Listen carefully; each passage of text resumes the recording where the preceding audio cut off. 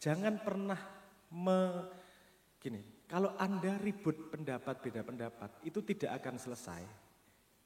Kalau tidak ada orang ketiga, kalau tidak ada garis meteran.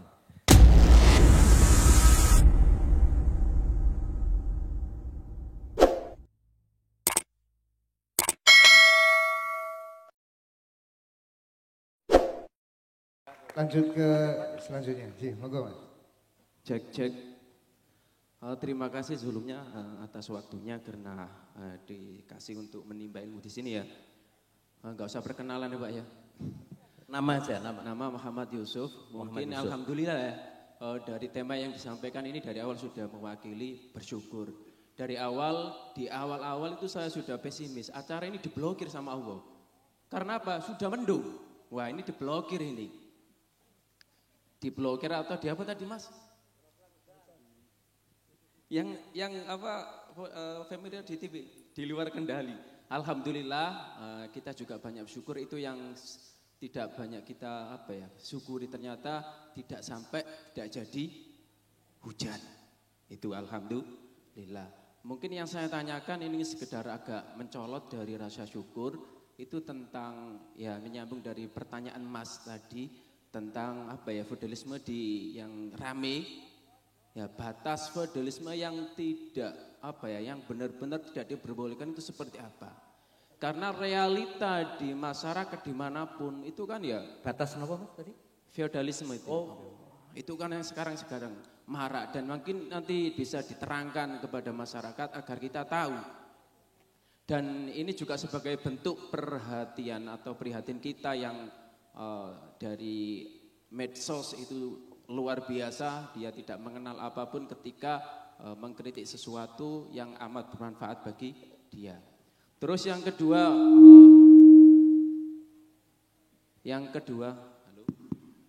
tentang analisa dari Gus Sabrat tentang sekarang masa depan itu kan sudah hampir gak karu-karuan, di mana-mana ada perang. Nah, ini analisa ke depannya itu seperti apa? Dan itu dari analisa tersebut mungkin bisa dilarikan akhirnya kita bersyukur hidup di Nusantara Indonesia. Itu terima kasih atas waktunya. Matur suwun Mas. Mbak, mau ke depan atau saya ke belakang? Mbaknya ke depan, saya ke belakang enggak ketemu. Naik aja, naik mawon. Naik ya. Monggo Mbak, silakan Mbak. Oke. Assalamualaikum warahmatullahi wabarakatuh. Ya, sebelumnya perkenalkan saya Yuni dari Desa Besur, desa sebelah. Salah satu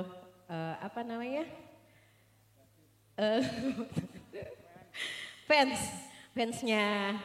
Penggemarnya Mas Abra. Penggemarnya hafal Mas lagu-lagunya Theo. juga. Hafal dong.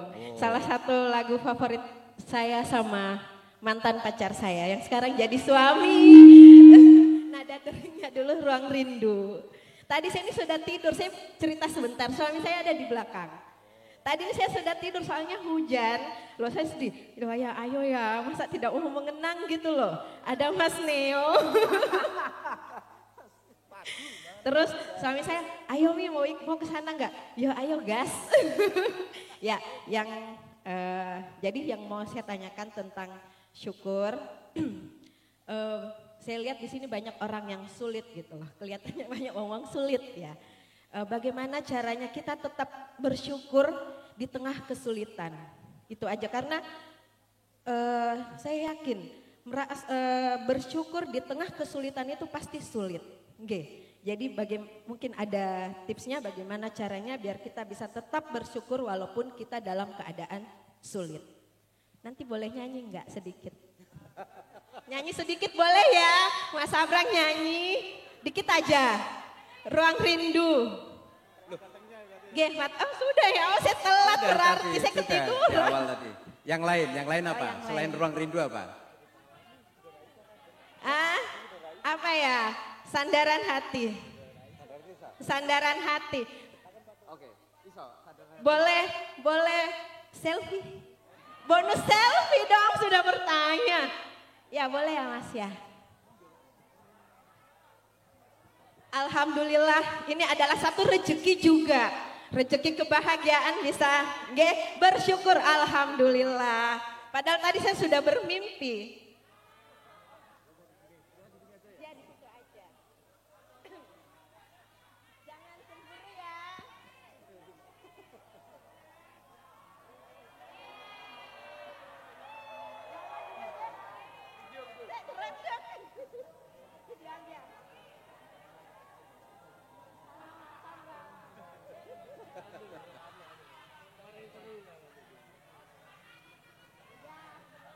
Oke, matur nuwun. Wassalamualaikum warahmatullahi wabarakatuh. Waalaikumsalam warahmatullahi wabarakatuh.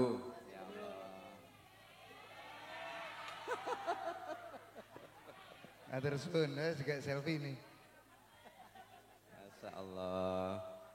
Oke, moga Mas Abrang direspon 3 pertanyaan dari Mas Hanafi, Mas Yusuf, dan Mbak Yuni yang ahli selfie tadi.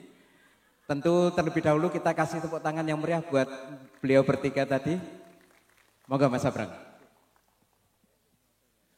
Ruang Rindu tadi sudah dinyanyikan, mohon maaf. Jadi tadi diurut siapa yang bikin telat. Monggo ribut di rumah. Betul, nanti kita nyanyi Sandaran Hati habis ini. Siap. Hore. Kalau gini, sebenarnya niat kan nggak bisa dibaca. Apakah ini sebenarnya niat feodalisme? Karena gini juga, ada orang yang dengan senang hati minta diketak atau minta air dari kiai munduk-munduk untuk demi keberkahan. Masa itu masalah? Itu kepercayaan si orang kok. Yang salah adalah ketika kiainya memanfaatkan itu. Oke sini, suaramu tak dol neng partai. Itu jadi masalah. Karena kemudian dia mengeksploitasi. Yang tadinya menghargai jadi mengeksploitasi. Saya mohon maaf, saya pernah debat sama Simbah. Simbah itu bapak saya. Beliau ketika selesai dicium tangannya. Dan saya ketika dicium saya nggak mau. Terus saya bertanya, kok kamu mau dicium tangannya? Emang pantas dicium tangannya? Siapa yang ngomong kamu pantas dicium tangannya? Terus beliau ngomong gini, saya nggak minta dicium tangannya, saya tidak mewajibkan dicium tangan saya. Jadi saya dicium tangannya, itu saya nggak suka. Tapi kalau orang merasa lebih mantap hidupnya dengan nyium tangan saya bersedia dicium tangannya demi orangnya, bukan demi saya. Batasnya jelas ya. Bukan saya yang membutuhkan dicium dan butuh menghormati. Tapi kalau orangnya butuh mencium dan butuh menghormati untuk kemantapan hidupnya, artinya saya mengabdi kepada orangnya, bukan orangnya mengabdi kepada saya. Karena sepemahaman saya, manusia adalah abdinya Tuhan dan kita semua adalah representasi dari Tuhan tersebut. Paham nggih maksud saya? Garis batasnya jelas ya. Sabar. Sabar. Satu pertanyaan lagi. Sabar ya Bu ya. Seharusnya yang umurnya lebih dewasa itu lebih paham sabar. Kenapa penting sabar? Itu bukan menahan diri agar agar sabar. Pentingnya sabar itu mengabdi kepada generasi muda untuk bisa memberi contoh terbaik dalam hidupnya. Ngaten nggih? Saya kan sudah berjanji mesti nyanyi. Mesti nyanyi, tapi sabar. Satu-satu nggih, mboten apa-apa nggih. Itu yang namanya hidup berbagi. Mosok nyanyi sambil jawab kan ya angel loh. Mau saya bersedia kok, tenang, saya berjanji kok. Saya enggak kayak politisi, kalau berjanji pasti saya lakukan. Pun nggih, urusan feodalisme. Apa maksudnya yang belum jelasnya? Cek untuk contoh agar kita di masyarakat kan banyak yang tidak tahu, apalagi orang yang di atas kita. Itu mereka dengan mudahnya menyebut orang-orang di pesantren itu feodalisme. Itu yang menjadi istilahnya kayak kalau saya nggak terima itu. Padahal itu kan seperti yang Jangan sampaikan tadi.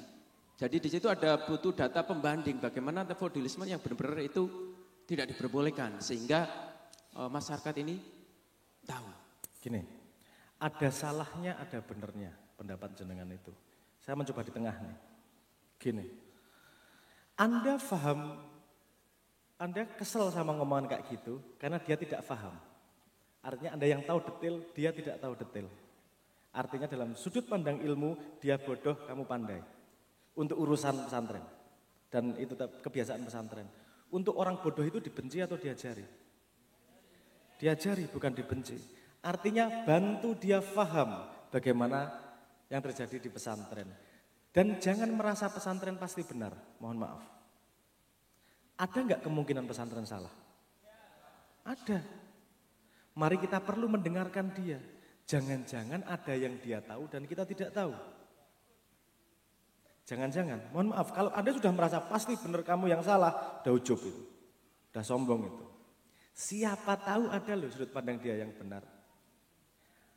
Oh, makanya tadi perlu pembahasan yang detail untuk ngomong gitu. Sehingga usulan saya adalah membuat kriteria yang kemudian dirilis sama pesantren untuk orang-orang yang nggak paham. Kriteria jelas, kamu setuju kriteria, pesantren setuju kriteria, itu tadi kriterianya, keselamatan, pendidikan dan seterusnya diomongkan kepada mereka. Nih kriterianya, sehingga kita tetap bisa gotong royong, tetap bisa menjalankan tradisi tanpa harus menjadi feodal dan tanpa menjadi eksploitatif. Kenapa bisa terjadi seperti itu? Karena kriterianya yang diikuti seperti ini. Paham maksudnya? Jangan pernah kalau Anda ribut pendapat, beda pendapat, itu tidak akan selesai. Kalau tidak ada orang ketiga, kalau tidak ada garis meteran. Saya tanya gini, kira-kira dari panggung ke bawah berapa meter tingginya? Hah? Berapa? 1,5 meter. Ada yang punya pendapat lain? Ada yang ngomong 1 meter, 1,5 meter. Ini beda pendapat nih. Wah, ribut ini. Mana yang benar? Yang benar adalah cari meteran. Benar gak? Diukur. Nah itu yang benar. Paham maksud saya? Ketika ada dua orang ribut, nggak akan selesai. Cari pihak ketiga yang adil, yang saya tadi katakan kriteria itu tadi, untuk bisa kita setujui bersama. Dua-duanya setuju, kalau meteran lebih akurat setuju atau tidak? Setuju, kita pakai. Artinya cari titik ketiga yang kedua-duanya setuju, terus kemudian dipakai untuk mengukur benar atau salah. Kalau tidak gitu, akan beda pendapat nggak akan selesai. Wes, yakin bakal selesai. Tanpa ada titik tolak ukur ketiga itu. Ngoten nggih? Ya paham ya. Maaf Bu, satu lagi. Maaf Bu ya. Aku ya rasa sabar Bu asline. Tenang aja. Oke, satu lagi tadi yang terakhir. Mbak Yuni tadi. Bagaimana tetap bersyukur di tengah kesulitan-kesulitan? Oh, gimana tetap bersyukur di tengah kesulitan-kesulitan? Paling mudah cari orang lain yang lebih sulit daripada kamu. Melihat ke bawah, betul nggak? Yes. Gue apa to masalahmu? Susah ya. Tapi sih turun nang jero omah. Isih ono lho sing ora turun nang jero omah bersyukur. Itu tips paling mudah. Kalau untuk urusan dunia lihat ke bawah. Tapi untuk urusan akhirat lihat ke atas. Wes rumusnya sederhana itu aja. Jadi coba langkah pertama, tips pertama adalah coba cari pembanding. Untuk Anda bersyukur keadaan dunia, cari yang lebih tidak beruntung. Untuk urusan akhirat, lihat yang di atas, ada loh yang lebih soleh. Tentu saya bisa seperti itu, kan gitu. Ngoten nggih, Mbak. Kalau untuk urusan, yo nyanyi tenang Bu. Sabar. Nggih, nyanyi. Iki luar biasa jenengan itu tadi yang dari tadi nggak sabar nyanyi terus saya yakin jenengan adalah pintu surga untuk suami Anda. Karena suamimu kudu sabar banget ngadepi gue bentino. Yuk nyanyi yuk. Apa? Santi. Sandaran hati nggih.